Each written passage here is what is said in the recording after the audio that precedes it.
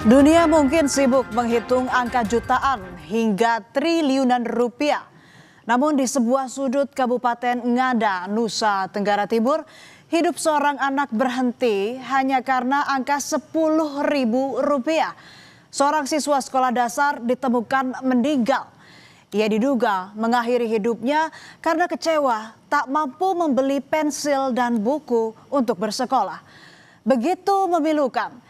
Di usia yang semestinya bisa menikmati masa kanak-kanaknya dengan bermain dan mengenyam pendidikan, namun terhenti karena tekanan hidup yang penuh keterbatasan dan tak tersentuh bantuan. Ia pergi meninggalkan luka yang tak akan pernah kering dan sepucuk surat yang berisi pesan memilukan. Surat terakhir untuk Mama. Di atas kertas kusam, jemari kecilnya menoreh kalimat untuk sang mama untuk terakhir kalinya. Surat yang berisi pesan cinta sekaligus pesan perpisahan kepada sang mama. Ia meminta agar mama tak menangis dan merelakan kepergiannya. Begitu pilu, tekanan kehidupan yang semestinya tak dirasakan oleh bocah seusianya terpaksa harus ia lalui. Terhimpit keadaan keputusasaan hingga membuat dirinya mengambil keputusan yang sangat tragis. Pondok bambu di Kebun Sunyi berukuran 2 x 3 meter inilah tempat ia menghabiskan kesehariannya bersama sang nenek tercinta. Pondok bambu ini menjadi saksi kehidupan sederhananya sebelum ia ditemukan meninggal dunia. Tak ada pintu kaca, apalagi rangkaian baja. Di ruang sempit ini terdapat sebuah tungku api yang berdampingan langsung dengan tempat tidur mereka. Sesekali mereka menghabiskan senja duduk bersama di gubuk bambu yang ada di depan gubuknya.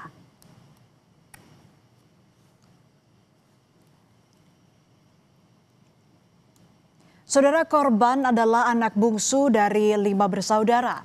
Di usia yang seharusnya dipenuhi cerita, tawa, dan angan-angan, korban justru memikul beban yang terlalu berat untuk anak seusianya. Mereka hidup jauh dari kata layak, hidup dalam tekanan ekonomi sejak ditinggal kepala keluarga yang tak pernah kembali. Di tengah himpitan ekonomi, mereka dipaksa hidup terpisah.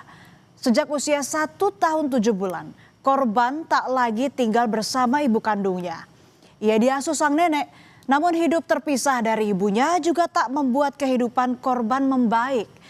Hidup bersama nenek serba terbatas. Untuk menopang hidup, korban kerap membantu sang nenek berjualan di pasar. Sedangkan untuk makan sehari-hari, mereka mengandalkan hasil kebun seadanya.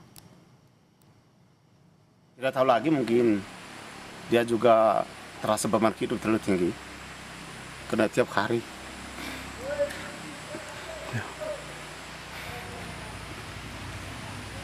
Dia pulang sekolah itu lapar.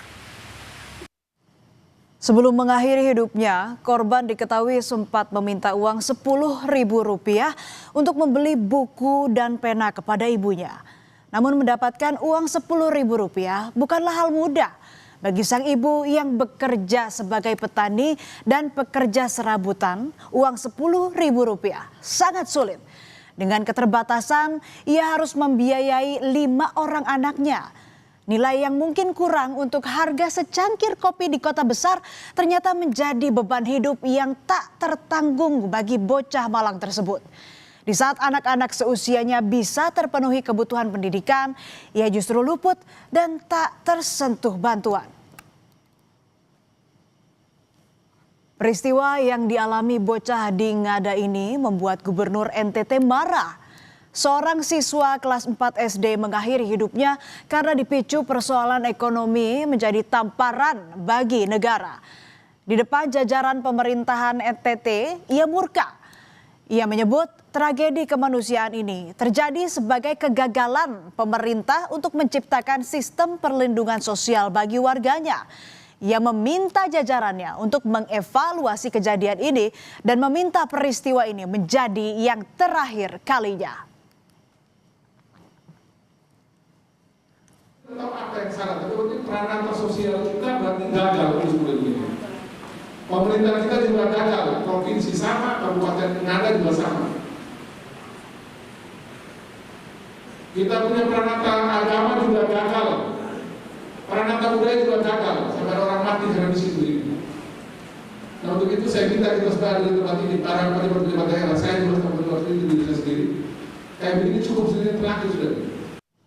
Di tengah himpitan ekonomi yang diderita, rupanya korban dan keluarga tak pernah menerima bantuan, baik untuk pendidikan maupun bantuan sosial dari pemerintah.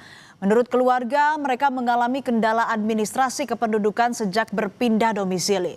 Perpindahan tersebut tidak diikuti pembaruan data administrasi sehingga mereka tidak terdata sebagai penerima bantuan pemerintah. Kini Pemkab Ngada telah mengurusi migrasi data kependudukan ibu korban dari Kabupaten Nagekeo sehingga bisa tersentuh bantuan pemerintah termasuk bantuan biaya pendidikan yang sebelumnya juga dikeluhkan korban. Sekolah yang belum ia penuhi sehingga kemudian mamanya ke Bejawa untuk mendapatkan bantuan dana, tetapi dana salah dana bos konsep saya kira. Tetapi mamanya itu tidak bisa mendapatkan karena mamanya masih sebagai warga Kabupaten Nagekeo, belum pindah ini sehingga haknya untuk mendapatkan dana bos sebesar 1.790.000 itu menjadi kewajiban itu belum dipenuhi. Polisi masih mendalami motif dugaan siswa SD nekat mengakhiri hidupnya. Ia juga sempat menulis surat perpisahan kepada ibunya sebelum mengakhiri hidup. Sejumlah kerabat dan tetangga juga mengaku sempat bertemu korban sebelum akhirnya ia ditemukan meninggal. Polisi mengirimkan psikolog dan konselor kepada keluarga korban untuk memberikan pendampingan. Dari hasil penyelidikan awal, dari hasil olah TKP demikian. Karena ada kekecewaan atau ya kita masih kita dalami lagi ya. Cuma yang info yang pertama dari hasil olah TKP, laporan yang saya terima dari anggota di lapangan khususnya Polres Ngada demikian. Cerita sedih dari Ngada ini menjadi alarm keras tentang kemiskinan yang masih menekan anak-anak paling rentan.